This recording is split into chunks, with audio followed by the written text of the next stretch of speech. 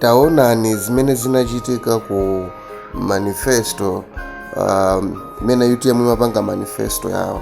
Kandege kamene kananyamula manifesto kamaenda bwino, koma katangofika pa stage pamene panali Madam Mele Chilima ndi abambe kanambo kuphuluka, wakuoneka kuti ngati pali mphepo kwambiri. Kandege kamene kamavutika kuti komano kayende bwanji paka wina anabwera uyo kuti achite kuathandizira.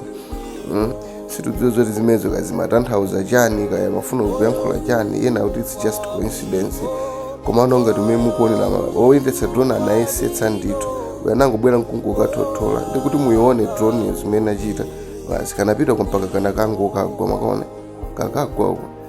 Nde sitikudziwa kuti kaya zotanthauza chani, koma ambiri akukamba zosiyanasiyana za mmene zachitikiramo. Ena kuti ayi mzimu wa malemu Chilima mfuna kuti yankhulapo, ena kuti komano basi just coincidence kuti zangochitika mwachonchomo, komano zinthu zake umwayiona ka drone kaluku chene muno wake aoneka kuti kagambatuka, uoneka ndithu kuna kuti akusakira mapatsi tina ndi tina.